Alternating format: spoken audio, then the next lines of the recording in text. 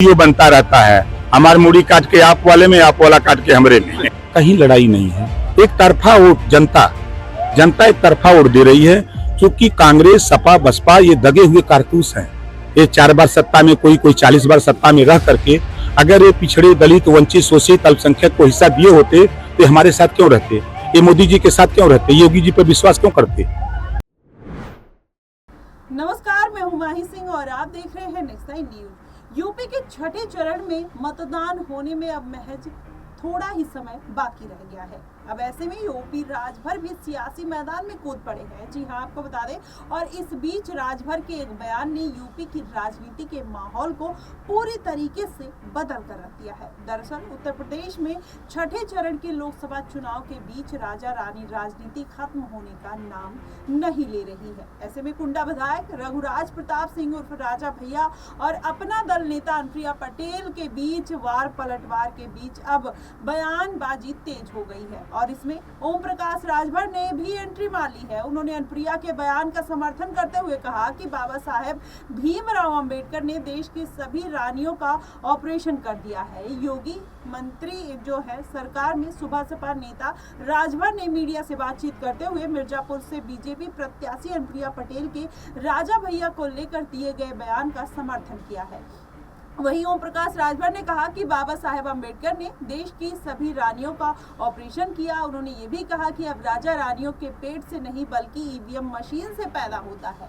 राजभर यही नहीं रुके, आगे ये भी कहा कि मैं अनुप्रिया पटेल की बात का समर्थन करता हूँ क्योंकि सच कड़वा होता है। अनुप्रिया ने कहा है कि लोकतंत्र में राजा नहीं अब रानी की पेट से नहीं बल्कि ईवीएम मशीन से पैदा होता है और तय होता है। इसके बाद से बयानबाजी और तेज हो गई है। वहीं पूर्वांचल में राजा भैया का चुनाव में प्रभाव को लेकर राजभर ने कहा कि राजा भैया का कोई प्रभाव नहीं है। वो अगर खुद लड़ते हैं तो बात अलग होती, लेकिन वो यह कहे कि बलिया में आकर नीरज शेखर को हरा देंगे या गाजीपुर में पारसनाथ राय को हरा देंगे तो ऐसा संभव नहीं है। सबकी अपनी जाति है और जनता जाकर कमल को ही वोट कर रही है। कुछ दिन पहले कौशाम्बी में एक चुनाव प्रचार के दौरान अपना दल की अध्यक्ष और केंद्रीय मंत्री अनुप्रिया पटेल ने बिना राजा भैया का नाम लिए उन पर कई हमले किए। अनुप्रिया पटेल ने कहा कि लोकतंत्र में राजा रानी की पेट से पैदा नहीं होता है, अब राजा ईवीएम की बटन से पैदा होता है। वहीं स्वघोषित राजाओं को लगता है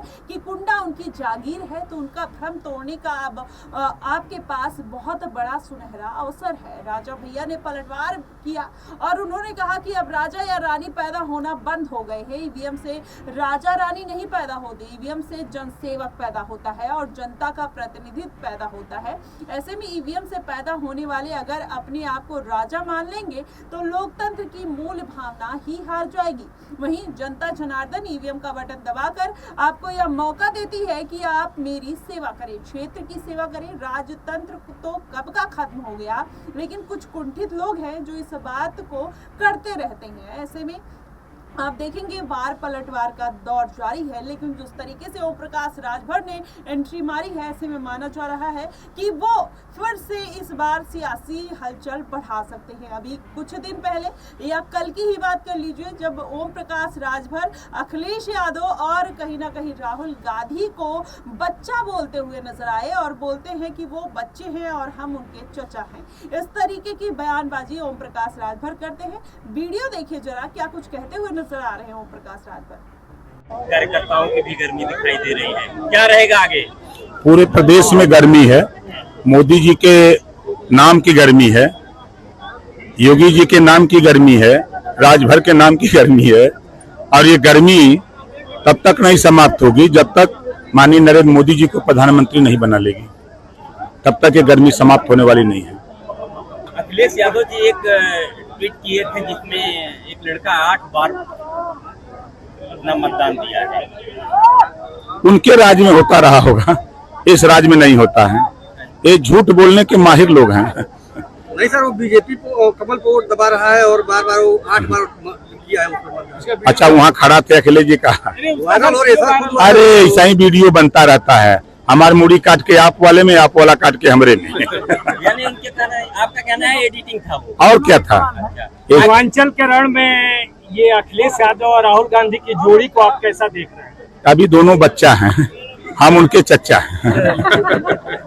अखिलेश जी का ये कहना लड़ाई है कि कैसी है मोदी सर, सरकार पूर्वांचल में? फटाफट जा रही देखिए है। लड़ाई कहीं नहीं है। आप अपने यहाँ देख लें, क्या सलेमपुर में लड़ाई है, क्या बलिया में लड़ाई है, क्या गाजीपुर में लड़ाई है? चंदौली देख लीजिए, घोसी देख लीजिए, लालगंज सलेमपुर देख लीजिए, देवरिया देख लीजिए, बांसगांव देखिए, गोरखपुर देख लीजिए, आपके बस्ती देख लीजिए। हम तो घूम रहे हैं ना, कहीं लड़ाई नहीं है। एक तरफा वोट जनता एक तरफा वोट दे रही है, क्योंकि कांग्रेस सपा बसपा ये दगे हुए कारतूस हैं। ये 4 बार सत्ता में, कोई 40 बार सत्ता में रह करके अगर ये पिछड़े दलित वंचित शोषित अल्पसंख्यक को हिस्सा दिए होते तो हमारे साथ क्यों रहते? ये मोदी जी के साथ क्यों रहते? योगी जी पर विश्वास क्यों करते? इस नाते उन लोगों से विश्वास जनता का उठ गया है। जनता भरोसा की है मोदी जी पर, जनता भरोसा कर रही है योगी जी पर। क्योंकि इनकी सरकार कांग्रेस सपा की रहती थी तो दंगे होते थे, कर्फ्यू लगते थे। 7 साल से योगी जी मुख्यमंत्री हैं, एक भी दंगा नहीं हुआ, ना कहीं कर्फ्यू लगा। ये जनता को विश्वास है। जो राशन बट रहा है जनता लेके मजा ले रही है, खा के ढकार रही है। अब क्या चाहिए? लेकिन अखिलेश जी तो कह रहे हैं कि एक सीट छोड़कर सभी सीटों पर हम जीत रहे हैं। एक में लड़ाई है खाली। ओम प्रकाश जी हेलीकॉप्टर पर उड़ रहे हैं और बिरादरी जहाँ की तहाँ है। ये हम नहीं, बिरादरी के लोग कह रहे हैं। ये बिरादरी का सम्मान है। कल तक यही विपक्ष कहता था, जो आपका सवाल है, विपक्ष हमसे यही कहता था कि ये गाड़ी से चलता ही का लड़ाई लड़ेगा। अब विपक्ष को परेशानी हो गई है।